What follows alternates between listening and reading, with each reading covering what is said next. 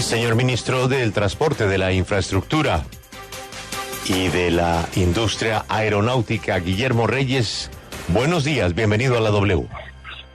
Buenos días, Julio, un gusto escucharlo. Luz verde para la integración con asterisco. ¿Tienen plata en esa integración para pagarle a las víctimas de lo que ha pasado con Viva? Bueno, Julio, esa es la pregunta que queda después de la decisión que históricamente, en mi criterio, adoptó ayer la Aeronáutica Civil, que salvaguarda ante todos los derechos de los usuarios de Viva en cuanto les ordena el reembolso de los tiquetes y de las reservas que muchos de ellos tienen para el resto de este año. Creo que es lo más importante de la decisión. Habrá que determinar cuál es la situación de Viva. Si Viva va a recuperar sus frecuencias, pues que no las ha perdido, los slots no estaban perdidos, pero la situación financiera es crítica, como nosotros lo denunciamos, en solo tiquetes que debían y que estaban pendientes de cerca de 900,000 reservas. Estábamos hablando de sumas cercanas al $250 millón de pesos. Así que es importante esta decisión, legaliza algo que de hecho ya sabíamos, pero ante todo creo que con esta decisión se adopta una fórmula muy salomónica que de un lado pues salvaguarda unos intereses de dos empresas de carácter empresarial y comercial, pero del otro lo que los pasajeros esperaban. No más pensarlo, Julio, que de no haber aceptado la integración venía todo el tema de quién iba a responder por esos recursos de esos tiquetes y lo que tanto preocupaba a las agencias de viajes. Ministro, la otra gran pregunta o el gran otro punto es la devolución de los slots que impliquen agravar la situación de concentración en el sector aeronáutico. ¿Cuáles van a ser esos slots y cómo se van a dar? Bueno, ese es un tema que establece la decisión. Allí hay un análisis muy interesante que hace la aeronáutica en cuanto hace las propuestas que hicieron Avianca y Viva, en particular Viva, porque no estaban de por medio los slots de Avianca. Y para recordarle a los colombianos que escuchan la W ahora, los slots son lo que llamaríamos en plata blanca los turnos para despegar del aeropuerto, que tienen las famosas franjas horas AAA en la madrugada entre las 5 de la mañana y las 9 de la mañana. Entonces aquí lo que se hace es impedir que haya una concentración en el mercado en cabeza de Avianca de todos los slots. Ellos plantearon a Avianca y Viva unas condiciones que no aceptó la Aerocivil y dijo, si ustedes quieren que aceptemos la integración, no es que se van a quedar con todos los slots, y aquí entrará un número importante de esos slots otra vez a presentarse en el mercado para que quien quiera ofertarlos los tenga. Ministro, uno lo escucha y da la impresión de que usted no quedó muy conforme en la forma como la Aerocivil manejó todo este proceso. ¿Eso es así? ¿Por qué? Al contrario, yo, Lucas, quedo absolutamente feliz. Primero, porque una de mis grandes insistencias y peticiones a la aeronáutica era una decisión pronta, porque estaban de por medio los derechos de los pasajeros, de los usuarios, de las agencias de viajes, de saber qué iba a pasar con sus pasajes, con sus reservas. Viene Semana Santa, vienen las vacaciones de mitad de año, tantos pasajeros que son juiciosos y compran sus tiquetes con antelación. Lo segundo, esta decisión es una decisión, nosotros habíamos tenido reuniones en Palacio con el presidente de la República con la gran preocupación de este proceso de integración junto con las superintendencias, y la verdad esta decisión en todo sentido a mí me sorprende favorablemente. Quedo muy contento como cabeza del sector por el análisis que se hace, por el rigor, por el estudio y por una decisión que creo que recoge el sentir de todos, de las aerolíneas que se sentían preocupadas por la integración en materia de la concentración de los slots en el mercado, y dos, el derecho de los pasajeros. Así que no, Lucas, todo lo contrario, creo que amanezco de esos días más entusiasmado y feliz todavía que muchos otros. Señor ministro, aquí hay un tema que me parece de la mayor importancia. Como hoy no hay más slots, uno podría concluir que el aeropuerto ya no puede crecer más? Es decir, que ha llegado a su tope de pasajeros. ¿Se quedó el aeropuerto con ese máximo de turnos de despegue, de aterrizaje? El Dorado no crece más, hay que decirlo. Ahí terminó la pregunta, Julio. No, sabe que no.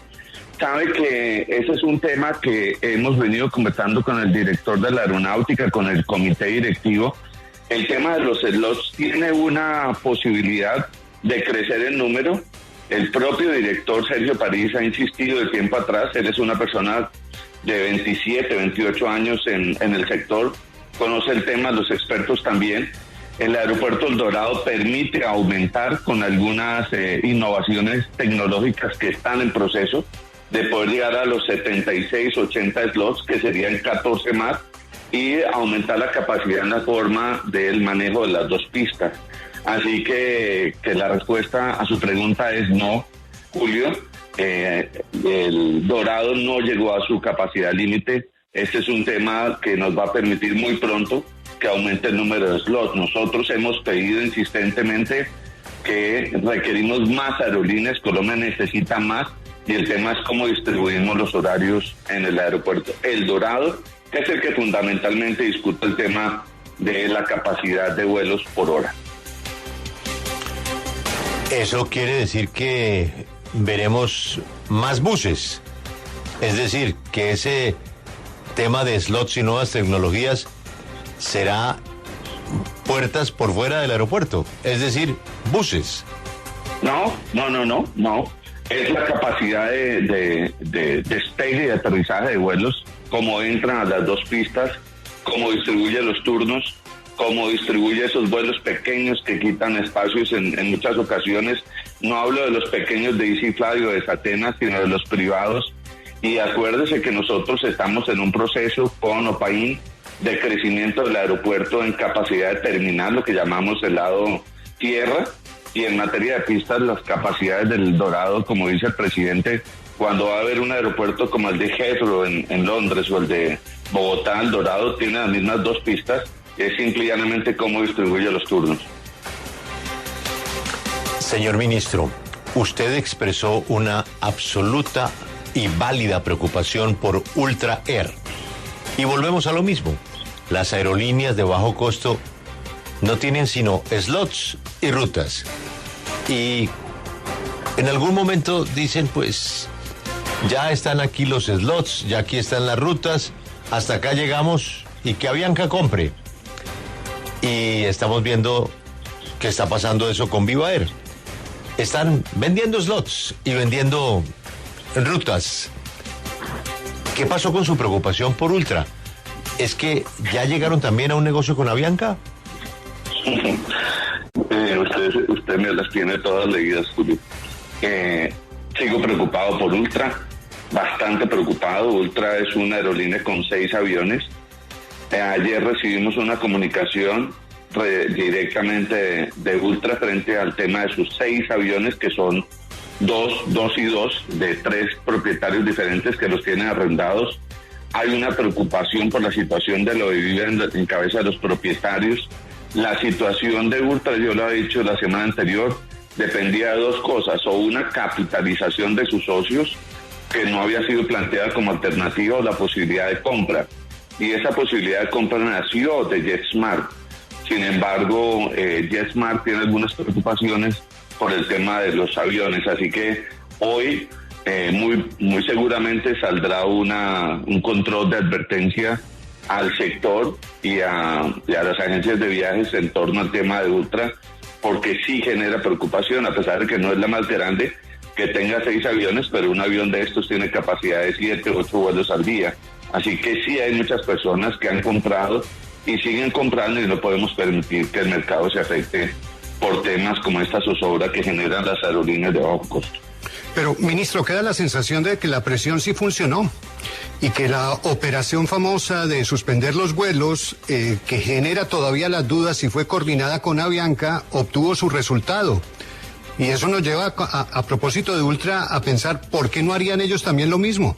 Si en el caso Avianca funcionó con un mercado tan pequeño como el nuestro, donde no hay opciones, entonces se presiona con una operación de estas y se obtiene el resultado que se quería. Félix, yo diría que eso es entrar muy bien en el terreno de la especulación, si eso fue efectivamente lo que ellos querían. Usted podría decir que sí, que lograron lo que querían, pero en el fondo no tanto. Ellos querían una integración al 100% bajo las condiciones que ellos fijaron. En segundo lugar, cuando ellos plantearon en muchas reuniones con la dirección de la aeronáutica unos condicionamientos a lo que planteaba la aeronáutica, el mismo análisis que hace la resolución de los mismos nunca coincidía con lo que la aeronáutica quería hacer para que la integración no afectara esos derechos de equilibrio del mercado.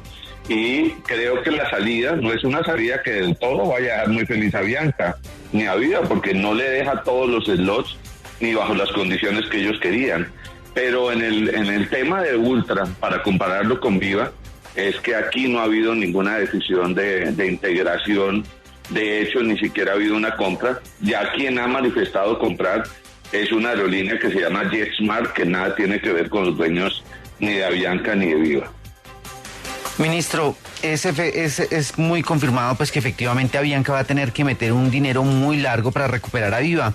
Sin embargo, pues en los puntos que se le ponen a esta unión, pues se asegura que se tiene que mantener el esquema low cost y pues que se debe mantener un límite de tarifas efectivo en las rutas. ¿Cómo se va a controlar pues que esos tiquetes que ahora se van a vender por parte de Viva pues no tengan un gran incremento?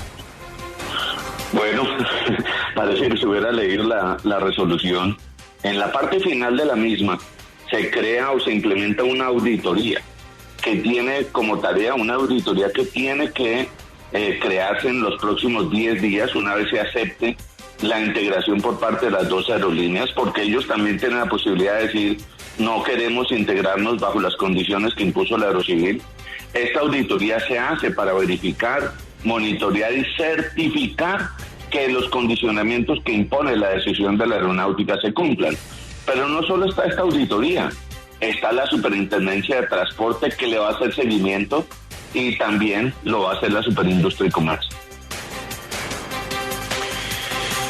Ministro, usted por supuesto es muy prudente en no opinar sobre especulaciones.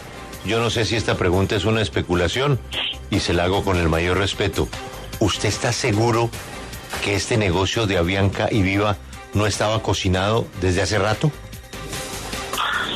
Vean, como responsable del sector mal haría yo en decirle a usted que sí.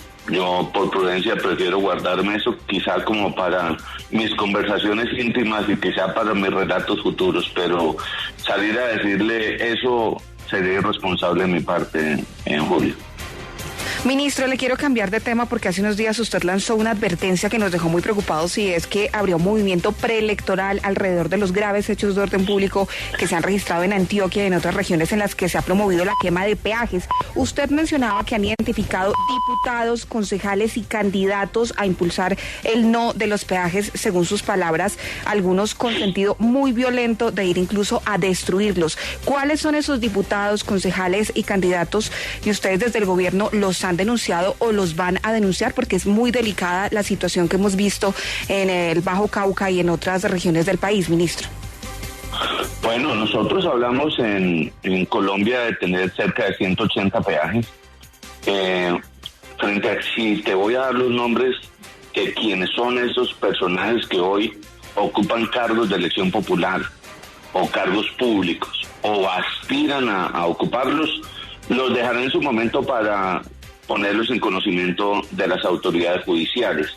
Pero lo que sí queda claro es que la autoridad sí la vamos a ejercer y concretamente yo como ministro, pues yo no puedo permitir que se utilice como lema de campaña para quienes aspiren a ser electos en cargos de elecciones en las elecciones de octubre el tema de no a los peajes con una actitud vandálica, de que aquí si no se bajan los peajes, si no se elimina el peaje, si no se traslada el peaje, si no se aceptan las condiciones de los habitantes de una determinada municipalidad, porque tienen un peaje que los afecta, entonces inmediatamente vienen acá, van a la ANI, van al INVIAS y nos amenazan que si esas condiciones no se aceptan, van a acudir al uso de los medios violentos. Y no es uno, no son dos, no son 10, son muchos comités antipeaje, que no son el antipeaje de venga, sentémonos a negociar una tarifa diferencial, no, es con hechos violentos que amenazan acabar con los peajes. Y se les olvida que el peaje es como un impuesto. Yo no puedo decir yo no quiero pagar el impuesto. El peaje es una fórmula financiera con el que se estructuran los contratos de concesión. Y no podemos venir a decir yo quiero quitar un peaje. Mire, hoy la Procuraduría adelanta investigaciones por haber levantado o suspendido el cobro de peajes. ¿Por qué? Porque la fórmula financiera de la concesión no se cumple y la responsabilidad del servidor público pues es esa. Hoy el gobernador del departamento de Cundinamarca, cuando la pandemia, suspendió el cobro de un peaje y lo investiga la Procuraduría y la Contraloría por detrimento patrimonial. Entonces no es que uno diga quiero quitar el peaje, estamos nosotros como gobierno del cambio tomando medidas para cambiar el modelo, pero por ahora hay que hacerlo cumplir y vamos a denunciar penalmente a quienes usen la fuerza para tumbar los peajes. Señor ministro, perdón abusar por su tiempo, pero es importante hablar también sobre la vía alterna construida en Rosas, en el departamento del Cauca, porque pocos días después de que se dio paso en esa vía, pues todos vimos las imágenes del asfalto absolutamente deteriorado y unas condiciones lamentables. Ustedes ya resolvieron la situación y volvieron a habilitar la vía, pero ¿esta solución es una solución definitiva o vamos a ver en los próximos días nuevamente esta vía en un muy mal estado? Lucas, pues le voy a decir algo. Ahora que terminemos la conversación, le voy a mandar los videos que diariamente estamos sacando de esa vía. Cuando el presidente estuvo en Rosas y habilitó el paso por esa vía de 2.2 kilómetros, advirtió que era una vía provisional que permitiera el paso de tractomulas y mulas, que en más de 2.000 están pasando diariamente por ese punto desde que se habilitó la semana pasada. Y se advirtió que era provisional porque la vía definitiva, mientras se hace la doble calzada, entraría en operación la primera semana del mes de junio. ¿Por qué se hizo provisional? Por la necesidad de habilitar rápidamente el paso. Eso significó que no tenía bases y subbases. ¿Por qué? Por detrimento patrimonial. Cuando usted hace algo provisional, si se gastan los mismos recursos que con una vía definitiva, pues obviamente está incurso en una falta fiscal. Pero vayan a ver la vía. La misma noche de esa caída que vimos en los videos, quedó corregida, habilitada diariamente, está haciéndose y pueden ir hoy al sitio. Los invito, los conmino para que vean el video de las condiciones en que está la vía y cómo todo el mundo está pudiendo pasar sin problema. La otra vía, la alterna de la depresión, la Sierra Rosas, es una vía que le implica 2 horas y media a las tractomulas. Hoy la vía, ayer, antier, está en perfectas condiciones, Lucas.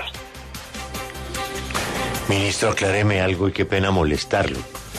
Entonces, ¿por qué el gobierno suspendió el aumento de los peajes que estaba acordado en los contratos?